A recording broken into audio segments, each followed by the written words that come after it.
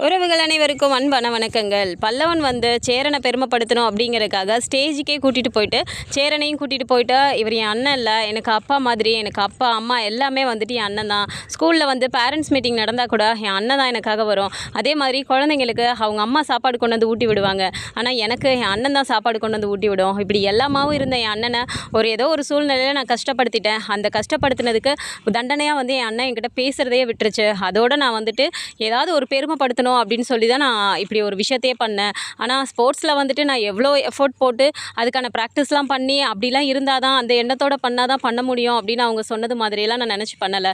எல்லாமே என் அண்ணனை நான் முழுக்க முழுக்க மனசில் நிறுத்தி தான் நான் பண்ணேன். அதுக்கான வாய்ப்பாக தான் நான் இதை பார்க்குறேன் அப்படின்னு சொல்லிட்டு இப்போ பல்லவன் வந்து பேசுகிறாரு. இதெல்லாம் கேட்கும்போது சேரனுக்குமே ரொம்ப சந்தோஷமாக இருக்குது. அந்த ஸ்டேஜ்லேயே அவர் மன்னிப்பு கேட்கும்போது அழுகாதடா அப்படின்னு சொல்லிட்டு அவர் கட்டியும் பிடிச்சிக்கிறாரு. கூடவே கூட இருக்க எல்லா அண்ணனுங்களுக்குமே இந்த மெடலை நான் கொடுக்குறேன் அப்படின்னு சொல்லிட்டு அம்மா மாதிரி இருக்க என் அண்ணி அப்படின்னு சொல்லும்போது நிலாவுக்குமே ரொம்பவுமே சந்தோஷமாகுது. ஸோ ஃபங்க்ஷன் முடிஞ்சதுக்கப்புறமா எல்லாருமே வீட்டுக்கு வந்துடுறாங்க. வீட்டுக்கு வந்ததுக்கப்புறம் இது மாதிரி மெடல் வாங்கியிருக்கிறது எல்லாத்தையுமே நடேசனுக்கு சொல்லும்போது நடேசனுக்குமே ரொம்பவுமே பெருமையாக இருக்குது. அவங்க 2 பேர் பேசிட்டாங்க அப்படிங்கும்போது இன்னமுமே சந்தோஷமாக இருக்குது. அப்போ பல்லவன் வந்துட்டு சந்தோஷத்திலே உட்காந்துருக்கும்போது சோழன் கேட்குறாரு, என்னடா அண்ணா உன்னை மன்னிச்சு உங்ககிட்ட பேசுனதில் ரொம்ப சந்தோஷமாக இருக்க போல், இன்றைக்கி உனக்கு சாப்பாடே இறங்காதே அப்படிங்கிறாங்க. பின்ன என்னென்ன அண்ணன் என்கிட்ட பேசாமல் இருந்தப்போ எத்தனை நாள் நான் கஷ்டப்பட்டிருப்பேன்னு தெரியுமா அப்படிங்கிறாங்க. தெரியும்டா, நான் எனக்கு புரிஞ்சுதுடா பல்லவா, அதுக்காக கிரவுண்டில் போய் மயக்கம் போட்டு விழுற அளவுக்குலாம் நீ இப்படி ப்ராக்டிஸ் பண்ணுவோன்னு நினச்சி கூட பார்க்கலடா அப்படின்னு சொல்லும்போது இப்போ சேரனே அப்படியே பார்க்குறாரு, என்னது மயக்கம் போட்டு விழுந்துட்டானா அப்படின்ட்டு. ஆமாண்ணே, அவன் உனக்காக கடுமையாக அவன் வந்து ப்ராக்டிஸ் பண்ணியிருக்கான். அப்போது தண்ணி குடிக்காமல் பண்ணியிருப்பான் போல், மயக்கம் போட்டு விழுந்திருக்கான். கூட இந்த ஃப்ரெண்ட்ஸ் எல்லாம் சொல்கிறானுங்கண்ணே, 8 போட்டியில் கலந்துக்கிட்டா ஏதாவது ஒன்றுலையாவது ஜெயிக்க மாட்டோமான்னு சொல்லி அவன் அப்படி இது பண்ணியிருக்கான். கடைசியில் 6 போட்டியில் ஜெயிச்சிருக்கான் அவன் அப்படிங்கிறாங்க. அப்போது சேரன் வந்து கண்ணெல்லாம் கலங்குறாரு. விடுனே, உனக்காக நான் எது வேணால் செய்வேனே அப்படின்னு பல்லவன் சொல்கிறாரு. சரிடா பல்லவா, இனிமேல் அந்த மாதிரிலாம் எதுவும் பண்ணாதடா, உன் கூட பேசக்கூடாதுன்னுலாம் இல்லை, எப்படியாவது நீ அந்த உன்னோட தப்பை உணரணும், இல்லை என்ன தப்பு பண்ணாலும் நம்மக்கிட்ட 2 நாள் பேசாமல் இருந்துட்டு அப்புறமா பேசிடுவாங்கங்கிறது உனக்கு வரக்கூடாதுன்னு தாண்டா நான் அப்படி பண்ணேன் அப்படின்னு சொல்லிட்டு பேசிகிட்டு இருக்காங்க.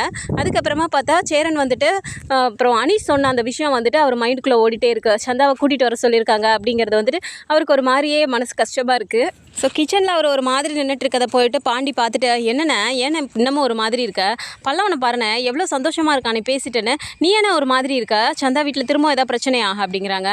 ஆமாண்டா பிரச்சனை தான், ஊருக்கு போயிட்டு திரும்பவும் இப்போ ஃபோன் பண்ணியிருப்பாங்க போலடா, உடனே சந்தாவை கூட்டிகிட்டு வர சொல்கிறாங்களாம், அனீஷ் வேற சீக்கிரமாக நீங்கள் கல்யாணம் பண்ணிக்கோங்கன்னு சொல்கிறான்டா அப்படிங்கிறாங்க. அண்ணே நான் தான் உங்ககிட்ட சொன்னேன்லண்ணே, நீ அவங்கள பற்றி கவலைப்படாதண்ணே, அவங்க சேர்ந்துருவாங்கண்ணே அப்படிங்கிறாங்க. இல்லைடா, என்னதான் இருந்தாலும் மனசுக்குள்ளே ஒரு உறுத்தலாகவே இருக்குடா, நீலாம் வாயை திறந்து சொல்லாத வரைக்கும் எனக்கு ஒரு மாதிரியே தாண்டா இருக்குது அப்படிங்கிறாங்க. இப்போ என்ன அவங்க உங்ககிட்ட சொன்னால் போதுமா, நான் வேணா போய் பேசவா அப்படிங்கிறாங்க. டே அப்படிலாம் போய் கேட்கக்கூடாதுடா, அது மனசில் என்ன இருக்குங்கிறத அதுவாக சொல்லணும்டா, நம்ம போய் கட்டாயப்படுத்திலாம் இந்த வீட்டில் நீ இருந்தே ஆகணும்லாம் சொல்ல முடியுமாடா அப்படிங்கிறாங்க. ஏன்னா நீ பார்க்குறீல அவங்க நடவடிக்கையெல்லாம் அந்த மாதிரியாக இருக்குது, இப்போ அவங்க முன்ன மாதிரிலாம் இல்லைண்ணே, ரொம்பவே மாறிட்டாங்க. ஏன் சோழன் கூடயே பாரு எவ்வளோலாம் நெருங்கி பழக ஆரம்பிச்சிட்டாங்க, அவன் நீ போவான்னு பேசுகிறதெல்லாம் நமக்கு ஆச்சரியம் தானே, அப்போனா அவங்க கொஞ்சம் நெருங்கி வந்திருக்காங்கன்னு தானே அர்த்தம், நீ அதெல்லாம் கவலைப்படாதானே அப்படிங்கிறாங்க. சரிடா பார்க்கலாம் விடு அப்படின்னு சொல்லிட்டு இப்போ எல்லோரும் வெளியில் வந்துட்டு சரிப்பா சாப்பிடலாமா அப்படிங்கிறாங்க. சரிண்ணா நான் வாங்க நானும் எடுத்து வைக்கிறேன் அப்படிங்கிறாங்க. சரிப்பா அப்படின்னு சொல்லிட்டு சாப்பாடு எடுத்து வச்சிட்ருக்காங்க. அந்த டைம் பார்த்து கரெக்டாக அனீஷும் சந்தாவும் வராங்க. அவங்கள பார்த்த உடனே அப்படியே எல்லாருக்குமே ஒரு மாதிரி முகம் மாறுது. வாங்க சந்தா அப்படிங்கும்போது சந்தாவோட முகம் ஒரு மாதிரி இருக்கும்போது, ஏன் இப்படி இருக்காங்க அப்படின்னு சொல்லிட்டு கூப்பிட்டு உட்கார வச்சுட்டு என்னாச்சு அப்படிங்கிறாங்க. வாங்க சாப்பிடுங்க அப்படிங்கும்போது, இல்லை பையா நாங்கள் இப்போ தான் சாப்பிட்டுட்டு வந்தோம், எங்களுக்கு வேண்டாம் அப்படிங்கிறாங்க. சரி என்னாச்சு, ஏன் ஒரு மாதிரி இருக்கீங்க அப்படிங்கும்போது, ஊர்லேருந்து ஃபோன் பண்ணி இன்றைக்கி நைட்டே கிளம்ப சொல்கிறாங்க, எங்களை உடனே ஊருக்கு வர சொல்கிறாங்க சந்தாவை கூட்டிகிட்டு அப்படின்னு சொல்கிறாரு. அப்போ நிலாக்கு ஒரு மாதிரியே இருக்கு. அண்ணா ஏன்னா நீங்கள் இப்படி தயங்கிட்டே இருக்கீங்க, கல்யாணம் பண்ணிக்கலாம்லண்ணே, இந்த மாதிரி பிரச்சனை போயிட்டுருக்குங்கும்போது நம்ம உடனே கல்யாணம் பண்ணணுண்ணே, பாவனே சந்தா அப்படிங்கிறாங்க. அப்படி இல்லைப்பா எனக்கும் எல்லாமே புரியுது அப்படிங்கிறாங்க. உடனே சோழன் இருந்துட்டு, ஆமாண்ணே நீ புரியுதுன்ட்டு எதை மனசில் வச்சுட்டு இப்படி பேசுகிறேன்னு எனக்கு நல்லா தெரியும் அப்படிங்கிறாங்க. அதெல்லாம் ஒன்றும் இல்லைடா அப்படிங்கும்போது பாண்டி பக்கத்தில் இருந்துட்டு, ஏதாவது உளறிடாதடா அமைதியாக இருடா அப்படிங்கிறாங்க. இருடா நீ பாட்டுக்கு நீ என்கிட்ட சொல்லிட்ட, நான் எப்படா இதை கேட்டுட்டு அமைதியாக இருக்க முடியும், எல்லா பிரச்சனைக்கு காரணம் நான் தாங்கும்போது நான் எப்படா அதை பார்த்துட்டு சும்மா இருப்பேன் அப்படிங்கிறாங்க. வேணடா அமைதியாக இருடா அப்படிங்கிறாங்க. உடனே நிலா பார்த்துட்டு, நீங்கள் தான் எல்லா பிரச்சனைக்கும் காரணம் பண்ணமா? என்ன அப்படி என்ன பண்ணீங்க திரும்பவும்? அப்படிங்கிறாங்க. ஏங்க நான் மட்டும் இல்லைங்க, நம்ம 2 பேரும் சேர்ந்து தான் அப்படிங்கிறாங்க. நம்ம 2 பேருமா? இந்த கல்யாணத்துக்கும் நம்ம 2 பேருக்கும் என்ன சம்மந்தம் இருக்குது? நம்ம என்னங்க பண்ணோம்? அப்படிலாம் ஒன்றும் இல்லையே. ஏன்னா இதனால ஏதாவது யோசிச்சுட்டு இருக்கீங்களா? அதெல்லாம் ஒன்றும் யோசிக்காதீங்கண்ணே அப்படிங்கிறாங்க. அப்படி இல்லைப்பா, ஒன்றும் இல்லைப்பா, அவன் ஏதோ உளறிட்டு இருக்கான் அப்படிங்கிறாங்க. அண்ணே எனக்கு எல்லாம் தெரியும்ண்ணே, பாண்டி எல்லா விஷயத்தையும் என்கிட்ட சொல்லிட்டான் அப்படிங்கிறாங்க. பாண்டியை பார்த்து அப்படியே முறைக்கிறாரு. இல்லைண்ணே, அவங்ககிட்ட சொன்னாலாவது புரியுமோன்னு சொல்லிட்டு தானே நான் சொன்னேன், மற்றபடி வேறு ஒன்றும் இல்லைண்ணே அப்படிங்கிறாங்க பாண்டி. ஒன்றும் நிலா பார்த்துட்டு, என்ன அப்படி என்ன உங்களுக்குள்ளே சீக்ரெட் பேசிகிட்டு இருக்கீங்க, எதுவாக இருந்தாலும் என்கிட்ட சொல்லுங்கள் அப்படிங்கிறாங்க. ஸோ சோழன் இருந்துட்டு, ஏங்க அதெல்லாம் ஒன்றும் இல்லைங்க, அன்னைக்கு ஒரு நாள் ராகவ் வந்து மெசேஜ் பண்ணதை நான் வந்துட்டு உங்கள் ஃபோன்லேருந்தே நான் பண்ணிவிட்டு டெலீட் பண்ணிட்டேன்ல, அப்போ நீங்கள் வந்து வேகமாக என்கிட்ட கத்துனீங்கல்ல, இந்த மாதிரி வீட்டுக்கு வந்து இன்னொரு நீங்கள் கல்யாணம் பண்ணிட்டு வந்துட்டிங்கன்னா நான் இந்த வீட்டுக்கு ஒரு கும்பிடு இவருக்கு ஒரு கும்பிடுன்னு போட்டுட்டு நான் போயிடுவேன், பொம்பளையே தங்காத வீடுன்னு இந்த வீட்டை யாரும் இனிமேல் சொல்லக்கூடாது, அதனால தான் நான் பல்ல கடிச்சிட்டு இருக்கேன்னு சொல்லிட்டு நீங்கள் அன்றைக்கி அண்ணன் கிட்ட சொன்னீங்கல்ல, அதை கேட்டுட்டு தான் அண்ணன் வந்துட்டு எங்கே இப்போ கல்யாணம் பண்ணிட்டு வந்துருச்சுன்னா இல்லை வானதி எதுவும் வீட்டுக்கு வந்துருச்சுனாலோ யாராவது ஒருத்தர் கல்யாணம் பண்ணிட்டு வந்தாங்கன்னா நீங்கள் இந்த வீட்டை விட்டு போயிடுவீங்களோன்னு அண்ணனுக்கு பயம், அதனால தான் அண்ணன் அதோட கல்யாணத்தை தள்ளி போட்டுகிட்டே இருக்கு. அப்போது இதுக்கு காரணம் யார்? நம்ம 2 பேர் தானே, அதை தான் இப்போ நான் சொன்னேன் அப்படிங்கிறாரு. இதை கேட்டதும் நிலா, என்ன இதை மனசில் வச்சுக்கிட்டா அண்ணன் இப்படி சொல்கிறாரு, ஏன்னா இவர் சொல்கிறது உண்மையா அப்படிங்கிறாங்க. அப்போ சேரன் முகமே ஒரு மாதிரி திருன்னு முழிக்கிறாரு. அண்ணா சொல்லுங்கண்ணே அப்படிங்கிறாங்க. அப்படி இல்லைப்பா, நீ இந்த வீட்டுக்கு வந்ததுக்கப்புறம் தான் இந்த வீடே வீடாக இருக்குது, எங்கள் எல்லாருக்குமே தெரியும், நீ இந்த வீட்டில் இருக்கதான்ப்பா எங்கள் எல்லாருக்குமே சந்தோஷம், ஆனால் வீட்டில் நடக்க பிரச்சனையெல்லாம் பார்க்கும்போது நீ இந்த வீட்டில் இருக்க மாட்டே அப்படிங்கிறது எங்களுக்கு ஒரு மாதிரியே இருந்துச்சுப்பா, நீ வேற அன்னைக்கு சொல்லிட்டியா, இதனால நீங்கள் 2 பேரும் எப்போ சேர்றீங்களோ அப்போ தான் நான் கல்யாணம் பண்ணணும்னு சொல்லிட்டு ஒரு முடிவு எடுத்தேன்ப்பா, அதை வெளியில் சொல்ல முடியல, இன்னைக்கு அவன் சொல்லிட்டான்ப்பா அப்படிங்கிறாங்க. ஆனால் என்னென்ன பேசிகிட்டு இருக்கீங்க நீங்கள், ஏன்னா இப்படிலாம் யோசிக்கிறீங்க அப்படிங்கிறாங்க. ஆமாப்பா, நீ திடீர்னு வீட்டை விட்டு போகிறேன்னு சொல்லிட்டீங்கன்னா நாங்கள் என்னப்பா பண்ண முடியும், நீ இந்த வீட்டில் ஒரு மகாலட்சுமி மாதிரிப்பா, நீ இல்லாமல் இந்த வீடு எப்படிப்பா இருக்கும், எங்களாலலாம் எப்படிப்பா இருக்க முடியும், அதெல்லாம் எனக்கு மனசில் வச்சுட்டு தான்ப்பா நான் அந்த மாதிரி பண்ணேன் அப்படிங்கும்போது நிலாவுக்கு கண்ணெல்லாம் கலங்கி போயிடுது. நேராக போயிட்டு சேரன் கையவே பிடிச்சிக்கிறாங்க. ஆனால் என்னென்ன நீங்கள் எனக்காக இவ்வளோ யோசிக்கும் போது ஏன் இந்த குடும்பமே மொத்தமுமே எனக்காக இவ்வளோ யோசிக்கிறீங்க, நான் உங்கள் யாருக்காகவும் யோசிக்க மாட்டேனா, எப்படின்னு என்னை பற்றி நீங்கள் இப்படி நினச்சிங்க அப்படிங்கிறாங்க. என்னப்பா நிலா சொல்ல வர, எனக்கு புரியலப்பா அப்படிங்கிறாங்க.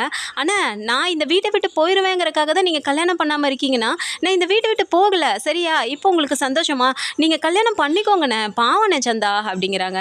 சந்தா பாவங்கிறதெல்லாம் எனக்கும் புரியுதுப்பா, ஆனால் ஒன்று நினச்சி தான்ப்பா நான் யோசித்தேன் அப்படிங்கிறாங்க. என்ன சோழன் நீங்களும் பார்த்துட்டு இருக்கீங்க, நீங்களாவது அண்ணன்கிட்ட சொல்ல வேண்டியதானே அப்படிங்கிறாங்க.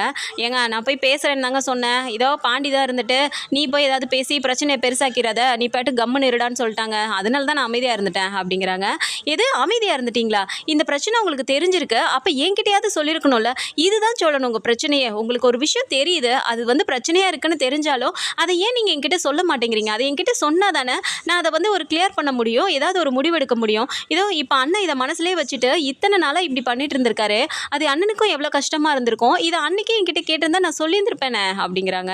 எப்படிப்பா நிலா, நீ அன்றைக்கி அவ்வளோ கோவத்தில் இருந்த, பத்தாததுக்கு சோழன் வேலை அதுக்கப்புறம் ஒரு பிரச்சனையை பண்ணிட்டான், அவன் தப்பு பண்ணிட்டு ஸ்டேஷன் வரைக்கும் போயிட்டாங்கும்போது எங்கே நீ வீட்டுக்கு வந்த உடனே பைய தூக்கிட்டு நான் கிளம்ப போகிறேன், இனிமேல் இவர் கூட நான் ஒரு நிமிஷம் கூட இருக்க மாட்டேன், இந்த வீட்டிலே நான் இருக்க மாட்டேன்னு சொல்லிட்டு நீ கிளம்பி போயிடுவியோன்னு தான் நாங்கள் அன்றைக்கி பயந்துக்கிட்டே இருந்தோம் தெரியுமா அப்படிங்கிறாங்க. பயந்துட்டு இருந்தீங்களா, அதனால தான் நான் வீட்டுக்கு வந்தோடனே எல்லாருமே ஒரு மாதிரி திருன்னு முழிச்சிட்டு இருந்தீங்களா அப்படிங்கிறாங்க. ஆமாம் பண்ணிலா அப்படிங்கிறாங்க. ஆனால் என்ன நினச்சி நீங்கள் எல்லோரும் இப்படிலாம் கவலைப்பட்டுட்டு இருக்கீங்களா, சத்தியமாக எனக்கு இதெல்லாம் தெரியாதுண்ணே அப்படிங்கிறாங்க. சரி பண்ணிலா, இப்போ உனக்கு தெரிஞ்சிருச்சுல, இப்போ என்னப்பா சொல்கிற அப்படிங்கிறாங்க. ஆனால் நான் தான் சொல்லிட்டேன்ல, நான் இந்த வீட்டை விட்டு போகிறதுனால தான் நீங்கள் வந்து கல்யாணம் பண்ணாமல் இருக்கீங்கன்னா நான் இனிமேல் இந்த வீட்டை விட்டு போக மாட்டேன் சரியா அப்படிங்கிறாங்க. நடேசன் அப்படியே பார்க்குறாரு. ஏமா நிலா, இப்போ நீ ஒன்றும் சேரனுக்காக இதை ஒன்றும் சொல்லலையே அப்படிங்கிறாங்க. அங்கிள் என்ன அங்கிள் நீங்களுமா அப்படிங்கிறாங்க. ஆமாம்மா, நீ அப்படி தான் பண்ணுவியோன்னு அன்றைக்கி நாங்கள் பயந்துக்கிட்டே உட்காந்துருந்தோம், நீ என்னடானா அவனுக்கு ஆறுதல் சொல்லிவிட்டு உள்ளார வேக வேகமாக போகிற, அப்புறம் சோழனை போயிட்டு குளிச்சுட்டு வாடாங்கிற, நாங்கள் நீ பயந்துகிட்டே இருந்தோம் நான் நீ என்ன பண்ண போறியோன்னு, கடைசியில் நீ என்ன பண்ண, நீ பாட்டுக்கு சாதாரணமாக பண்ணிட்டு போயிட்ட, எங்களால் உன்னை புரிஞ்சுக்கவே முடியலையேம்மா, கோவம் வந்தால் பைய தூக்கிட்டு போகிறேங்கிற, இல்லை நீ போயிடுவியோன்னு பயந்துட்டு இருந்தா, இல்லை நான் ஒன்றுமே இல்லை அப்படிங்கிற மாதிரி நீ பண்ணுற, என்னன்னே உன்னை பற்றி புரிஞ்சுக்க முடியலம்மா, அப்புறம் எப்படி நாங்கள் ஒரு முடிவு எடுக்கிறது சொல்லு அப்படிங்கிறாங்க. அப்படிலாம் இல்லை அங்கிள், நீங்கள் யோசிச்சு பாருங்கள், என் அப்பா அம்மாவே விட்டுட்டு நான் இத்தனை நாள் வந்து இங்கே இருக்கேன், ஆனால் உங்களெல்லாம் விட்டுட்டு ஒரு நாள் கூட என்னால் அப்படிலாம் இருக்க முடியாது அங்கிள், ப்ளீஸ் புரிஞ்சுக்கோங்க அப்படிங்கிறாங்க. மடி எங்களுக்கெல்லாம் புரியுதுமா, நீ எப்படி எடுத்துக்க போறியோ அப்படின்றது தான் எங்களோட யோசனையாகவே இருந்துச்சு, ஏன்னா இது உன்னோட வாழ்க்கை, இவனை நீ கல்யாணம் பண்ணிட்டு வந்துட்டு வந்தவ தான் என்னவோ உங்களுக்கு பிடிக்காம பண்ணிட்டீங்க, உங்களுக்கு பிடிச்சிருக்குதா இல்லையான்னு சொல்லி எங்களுக்குமே யோசனையாக தான் இருந்துச்சு, அவன் ஏதோ அப்படி இப்படி தப்பு பண்ணுறவன் தான், ஆனால் நீ கூடவே இருந்த அப்படின்னா அவன் எந்த அளவுக்கு வருவாங்கிறது எங்கள் எல்லாருக்குமே தெரியும் தெரியுமா, நீ அவனை கொண்டு போகிற விதத்தில் கொண்டு போனீன்னா சத்தியமாக சொல்கிறேம்மா அவன் நல்ல ஒரு இடத்துக்கு வருவான், அது எங்கள் எல்லாருக்குமே நம்பிக்கை இருக்குது அப்படிங்கிறாங்க. உடனே நிலாவும் சொல்கிறாங்க, ஆமாம் அங்கிள் எனக்குமே அது தெரியுது, நானுமே அவர்கிட்ட கொஞ்சம் சொல்லியிருக்கேன், இனிமே வாழ்க்கைங்கிறத ஒரு லைஃப்பில் கோலை செட் பண்ணி நம்ம அப்படி போனால் தான் நல்லபடியாக இருக்க முடியும்னு சொல்லிட்டு அவர்கிட்டயும் கொஞ்சம் சொல்லியிருக்கேன் அங்கிள். ஏன்னா அவர்கிட்ட கேட்டப்போ அவரோட லைஃப்பில் எந்த ஒரு லட்சியமுமே இல்லாமல் ஏதோ ஒரு வந்தான் போனோம் அப்படிங்கிற மாதிரி, பேருக்கு ஒரு வாழ்க்கை அப்படிங்கிற மாதிரி தான் அவர் நினச்சிட்டு இருக்காருங்கிறது எனக்கு நல்லாவே புரிஞ்சிச்சு. அதெல்லாம் நான் பார்த்துக்கிறேன், நீங்கள் கவலைப்படாதீங்க. ஆனால் இங்கே பாருங்கள், முதல்ல சந்தா விஷயத்த முடிக்க பாருங்கள், நம்ம அதை பற்றி பேசிக்கலாம். நான் என்னை பற்றி தான் நீங்கள் யோசிச்சிங்கன்னா அதெல்லாம் ஒன்றுமே இல்லை, நீங்கள் தயவு செஞ்சு ஃப்ரீயாக விடுங்கண்ணே அப்படிங்கிறாங்க. சரி பண்ணிலா அப்படின்றாங்க. சரின்னு சொல்லிட்டு இவங்க அனிஷ்கிட்டையும் பேசிட்டு சீக்கிரமாக ஒரு முடிவு எடுத்துடலாம், நீ கவலைப்படாமல் இரு அப்படின்னு சொன்னோடனே சந்தாக்கும் தைரியம் சொல்லி அவங்க நாங்கள் கிளம்புறோம் அப்படின்னு சொல்லிட்டு அவங்களும் கிளம்பி போயிடுறாங்க. ஸோ மறுநாள் காலையில் வந்துட்டு பல்லவன் காலேஜ் கிளம்பிட்டு இருக்கும்போது நிலா வந்துட்டு கூடவே உட்காந்து பார்த்துட்டு இருக்காங்க. அப்போ சேரன் வந்துட்டு லஞ்ச் எல்லாம் எடுத்துகிட்டு வந்துட்டு இந்தடா டிஃபன் பாக்ஸ் எடுத்துக்கோ அப்படின்னு சொல்லி கொடுத்துட்டு இருக்கும்போது நிலாவுக்கு கால் வருது. அப்போ பல்லவன் பார்த்துட்டு, அண்ணி உங்கள் ஃபோன் தான் அடிக்குது அப்படின்றாங்க. ஆமாண்ட பல்லவா, இதை பார்க்குறேன் அப்படின்னு சொல்லிட்டு எடுக்கும்போதே நிலாவுக்கு முகமே மாறுது. இதை சேரனுமே பார்க்குறாரு. என்ன பண்ணிலா அப்படிங்கிறாங்க. ஒன்றும் இல்லைண்ணே, லாயர் தான் ஃபோன் பண்ணுறாங்க அப்படிங்கும்போதே எல்லாருக்குமே ஒரு மாதிரி ஆகுது. எல்லாரும் டக்குன்னு எந்திரிச்சே நின்றுடுறாங்க. சோழனுக்குலாம் அப்படியே ஒரு மாதிரி பக்குங்குது, என்ன சொல்ல போகிறாலோ தெரியலையே அப்படிங்கிற மாதிரியே. சரிண்ணா நிலாவும் ஃபோன் அட்டன் பண்ணிவிட்டு மேம் சொல்லுங்கள் அப்படிங்கிறாங்க. லாஸ்ட் ஹியரிங் வரப்போகுதுமா, நீங்கள் கோர்ட்டுக்கு வரணும் அப்படிங்கிறாங்க. சரி கண்டிப்பாக நாளைக்கு தானே அப்படிங்கிறாங்க. ஆமாம்மா நாளைக்கு தான், டேட் ஞாபகம் இருக்குல்ல அப்படிங்கிறாங்க. கட்டாயமாக இருக்கு, நாங்கள் வந்துடுறோம் அப்படிங்கிறாங்க. சரிம்மா நாளைக்கு காலையில் 9 மணிக்கு அங்கே இருக்க மாதிரி வந்துடுங்க அப்படின்னு சொல்லிட்டு அவங்க ஃபோனை வச்சிடுறாங்க. இப்போ சேரன் அப்படியே ஒரு மாதிரி பார்க்குறாரு. எல்லாருமே ஒரு மாதிரி பார்க்குறத பார்த்துட்டு நிலா, ஏன் இப்போ எல்லோரும் ஒரு மாதிரி ஆயிட்டீங்க அப்படிங்கிறாங்க. இல்லைப்பா கோர்ட்லேருந்து வந்திருக்கு, அதுவும் இல்லாமல் இது லாஸ்ட் ஹியரிங் வேறு, அதான்ப்பா கொஞ்சம் பக்குன்னு இருக்குது அப்படிங்கிறாங்க. அண்ணன் நான் தான் நேற்றே உங்ககிட்ட தெளிவாக சொல்லிட்டேன்ல, இப்போ என்ன கோர்ட்லேருந்து நாளைக்கு வர சொல்லியிருக்காங்க அவ்வளோதானே, நாளைக்கு போயிட்டு அங்கே எதுவுமே இல்லை, நான் வீட்டில் தான் இருக்க போகிறேன், எனக்கு டிவோர்ஸ் வேணான்னு சொல்லிட்டு அவங்க எல்லாருக்கும் சந்தோஷம் தானே அப்படிங்கிறாங்க. சோழன் அப்படியே ஒரு மாதிரியே பார்க்குறாரு. ஏங்க நிஜமாக தான் சொல்கிறீங்களா அப்படிங்கிறாங்க. என்ன பின்ன என்ன சொல்கிறீங்க அண்ணன்கிட்ட? இல்லை நான் போயிட்டு நான் டிவோர்ஸ் வாங்க தான் போகிறேன்னு சொல்ல சொல்கிறீங்களா? அதெல்லாம் நான் பார்த்துக்கிறேன், அண்ணனை வந்து கஷ்டப்படுத்துகிற மாதிரிலாம் நான் எதுவும் பண்ண மாட்டேன் அப்படின்னு சொல்லிடுறாங்க. சோழன் அப்படியே யோசிக்கிறாரு. இப்போ என்ன அண்ணனுக்காக இவ சும்மா போய் சொல்கிறாளா, இல்லை கஷ்டப்படுத்த மாட்டேங்கிறக்காக டிவோர்ஸ் வேணான்னு சொல்ல போகிறாளா, ஒன்றுமே புரியலையே, இப்படி சொல்லிட்டு போகிறாளே அப்படிங்கிற மாதிரி அவர் யோசிச்சுட்டே இருக்காரு. ஸோ மறுநாள் வந்துட்டு கோர்ட்டுக்கு கிளம்பணுங்கிற மாதிரி அவங்க எல்லாரும் கிளம்பிட்டு இருக்கும்போது பல்லவன் அப்படியே பார்க்குறாரு. என்னடா பல்லவா நீ கிளம்பலையாண்ணோ அப்படிங்கிறாங்க. இதோ கிளம்பணும் நீ அப்படிங்கிறாங்க. சரிடா நாங்களும் கிளம்புறோம் அப்படிங்கிறாங்க. அண்ணி ஒரு நிமிஷம் அப்படிங்கும்போது நின்னா சொல்லுடா பல்லவா அப்படிங்கிறாங்க. அண்ணி நான் வெறும் வாய் வார்த்தைக்காக உங்களை என் அம்மா மாதிரி நான் சொல்லலை அண்ணி, சத்தியமாக நான் உங்களை அம்மா மாதிரி தான் பார்க்குறேன் அப்படிங்கிறாங்க. சரிடா பல்லவா எனக்கே அது தெரியுது, ஏன்டா இப்போ இதெல்லாம் சொல்லிட்டு இருக்க அப்படிங்கிறாங்க. இல்லை நீ கோர்ட்டுக்கு போகிறீங்க, என்ன நடக்குமோன்னு எனக்கு நினச்சாலே ஒரு மாதிரி இருக்க நீ, நான் காலேஜுக்கே போனாலும் அங்கே என்ன நடக்குமோன்னு இதே தான் நீ என் மண்டைக்குள்ளே ஓடிட்டுருக்கோம் அப்படிங்கிறாங்க. பல்லவா நான் தான் அன்றைக்கே சொல்லிட்டேன்ல, தேவையில்லாததெல்லாம் பற்றி நீ யோசிச்சுட்டு இருக்கக்கூடாது, உன்னோட லைஃப்க்கு ஒழுங்காக நீ போயிட்டு காலேஜுக்கு போயிட்டு அங்கே கான்சென்ட்ரேட் பண்ணு, இப்போ தானே ஒரு இதில் பெருசாக அச்சீவ் பண்ணிட்டு வந்திருக்க, நீ பெருசாக மேலே இன்னும் நல்லா வருவடா, நீ நல்லபடியாக படிக்கணும் புரியுதா அப்படிங்கிறாங்க. என்ன நீ இப்போ கூட உங்கள் வாயிலேருந்து அந்த வார்த்தை வரமாட்டேங்குதே அப்படிங்கிறாங்க. உனக்கு டைம் ஆகுது பாரு நீ கிளம்பு அப்படின்னு சொல்லிடுறாங்க. ஸோ நிலா இப்படி சொல்கிறது சோழனுக்குமே ஒரு மாதிரி இருக்கு. என்ன இப்போ கிளம்ப போகிற லாஸ்ட் மினிட்ல கூட இல்லை நான் டைவர்ஸ் வேணான்னு தான் சொல்ல போகிறேன்னு ஒரு வார்த்தை சொல்ல மாட்டேங்கிறாளே அப்படின்ட்டு. ஸோ கிளம்பியுமே போடுறாங்க. சேரனுமே சரிப்பா பார்த்து போயிட்டு வாங்க அப்படின்னு அனுப்பிடுறாரு. சொன்னாலும் அவர் மனசுக்குள்ளாரையும் ஒரு மாதிரியே தான் இருக்குது. ஸோ அங்கே காரில் போயிட்டே இருக்கும்போதுமே நிலா அப்படியே உட்காந்துட்டு பாட்டு கேட்டுகிட்டே வராங்க. அப்போ சோழனுக்கு ஒரு மாதிரியே இருக்கும்போது முகத்தை நிலாவுமே பார்க்குறாங்க. பார்த்துட்டு அப்படியே மனசுக்குள்ளாரே சிரிப்பு வந்தாலும் பார்த்துட்டு என்ன சோழன் ஏன் ஒரு மாதிரியே இருக்கீங்க அப்படிங்கிறாங்க. அதெல்லாம் ஒன்றும் இல்லைங்க அப்படின்னு சொல்லிட்டு மனசுக்குள்ளாரே நினைக்கிறாரு. என்னன்னு தெரியாத மாதிரியே கேட்குறா பாரு அப்படின்னு சொல்லிட்டு அப்புறம் கொஞ்சம் தூரம் போயிட்டே இருக்கும்போது ஏங்க நான் ஒன்று கேட்ட தப்பாக எடுத்துக்க மாட்டீங்களே அப்படிங்கிறாங்க. என்ன கேட்க போகிறீங்க கேளுங்க அப்படிங்கிறாங்க. இல்லை நான் வீட்லேயுமே கேட்டுச்சு, அண்ணன் கேட்டதுக்குமே அந்த மாதிரி சொல்லிட்டீங்க, இப்போ இங்கே வந்ததுக்கப்புறமும் எதுவுமே பேசாமல் வரீங்களே, கோர்ட்டில் வந்து என்னங்க சொல்ல போகிறீங்க அப்படிங்கிறாங்க. என்ன சொல்லணும், நீங்கள் தான் போன வாட்டியே எனக்கு எதுவும் பிரச்சனை இல்லை, நான் தான் டிவோர்ஸ் கொடுக்குறேன், நீங்கள் போன வாட்டியே சொல்லிட்டீங்கல்ல, அப்புறம் என்ன இந்த வாட்டியும் போய் அதே சொல்லிடலாம் அப்படிங்கிறாங்க. அப்படியே சோழனுக்கு ஒரு மாதிரி ஆகுது. இவன் இப்படி பேசிட்டு இருக்காளே அப்படின்னு சொல்லிட்டு நெருங்கி வர மாதிரி வரா, திடீர்னு இப்படி சொல்கிறாளே அப்படின்னு சொல்லிட்டு அவர் ஒரு மாதிரி பக்குனே கோர்ட்டுக்கு போகிறாரு. ஸோ அங்கே போனதுக்கு அப்புறமே நிலா சோழன்னு கூப்பிடுறாங்க. அங்கே போயிட்டு கேட்கும்போது சோழன் வந்துட்டு அப்படியே ஒரு மாதிரி நின்றுட்டு இருக்காரு. ஸோ அங்கே கேட்குறாங்க, இப்போயும் உங்கள் முடிவில் ஏதாவது மாற்றம் இருக்கா, இப்போ மாற்றம் இருந்ததுனால சொல்லுங்க அப்படின்னு சொல்லி கேட்குறாங்க. அப்போ சோழன் அப்படியே ஒரு மாதிரியே பார்த்துட்டு என்ன சொல்கிறதுன்னு தெரியலையே, என்ன சொல்ல போகிறாலோ தெரியலையே, நம்ம ஏதாவது அவள் சொல்லுவான்னு நினச்சிட்டு நம்ம சொல்லி இது ஏதாவது ஒரு மாதிரி ஆயிடுச்சுன்னா என்ன பண்ணுறது அப்படின்ற மாதிரி அவர் ஒரு மாதிரி யோசனையிலே நிற்கிறாரு. அப்போது நிலா சொல்லுங்க அப்படிங்கிறாங்க. இல்லை நான் யோசித்து பார்த்தேன், நான் டிவோர்ஸ் ரிட்டர்ன் வாங்கிக்கிறேன், வாபஸ் வாங்கிக்கிறேன், நான் வந்துட்டு சோழன் கூடயே வாழணும்னு தான் விரும்புகிறேன் அப்படின்னு சொல்லிடுறாங்க. இதை கேட்டதுமே அங்கே இருந்தவங்க எல்லாமே கிளாப் பண்ணுறாங்க. அப்போ சோழனுக்குமே ரொம்ப சந்தோஷமாகுது. அப்போது இதுதாம்மா நாங்களும் எதிர்பார்த்தோம். யார் ஒருத்தவங்க வந்து டிவோர்ஸ்ன்னு சொல்லிட்டு கேட்டு வந்தாலும் உடனே நாங்கள் கொடுக்க மாட்டோம். அதுக்காக தான் உங்களுக்கு ஒவ்வொரு வாட்டியும் கவுன்சிலிங்னு கொடுத்து அனுப்புகிறோம். ஸோ அதுலேயாவது உங்கள் மனசு மாறாதா, சேர்ந்து வாழ மாட்டிங்களா அப்படிங்கிறக்கான ஒரு ஆப்பர்ச்சுனிட்டி தான் அது.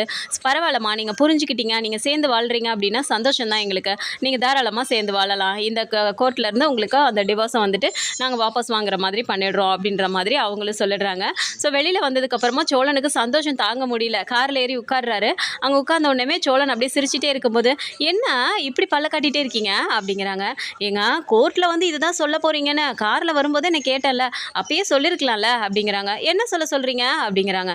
ஏங்க இப்போ கோர்ட்டில் சொன்னீங்களே எனக்கு டிவோர்ஸ் வேணாம், நான் வீட்டிலே தான் இருக்க போகிறேன்னு சொன்னீங்களே, அதை தாங்க சொல்கிறேன் அப்படிங்கிறாங்க. ஆமாம், நான் வீட்டில் இருக்க போகிறேன்னு தான் சொன்னேன். சேரனை வேற நான் வீட்டில் இல்லைன்னா நம்ம எப்போ இப்படி சேருவோமோ அப்போ தான் கல்யாணம் பண்ணுவேங்கிற மாதிரி சொல்லிட்டாங்க. அப்போ சேரனை கல்யாணம் நடக்கணும்ல, அப்போ நான் சேரனனுக்காக ஏதாவது பண்ண வேணாமா அப்படிங்கிறாங்க. ஏங்க அப்பனா சேரண்ணனுக்காக தான் இப்படி ஒரு முடிவு எடுத்தீங்க அப்படி தானே அப்படிங்கிறாங்க. ஆமாம், பின்ன உங்களுக்காக எடுத்தேன்னு நினச்சிங்களா அப்படிங்கிறாங்க. இப்போ கூட மனசில் இருந்தாலும் வெளியே சொல்ல மாட்டாளே அப்படிங்கிற மாதிரி அவர் கார் ஓட்டிட்டு வராரு. ஸோ இந்த மாதிரியான கதைக்களம் வந்தால் நல்லா இருக்கும்னு நினச்சிங்கன்னா மறக்காம நம்மளோட சேனலை சப்ஸ்கிரைப் பண்ணிக்கோங்க. அண்ட் வீடியோ பிடிச்சிருக்கு அப்படின்னா சின்னதை லைக்கை மட்டும் கொடுத்துருங்க. தேங்க்ஸ் ஃபார் வாட்சிங்.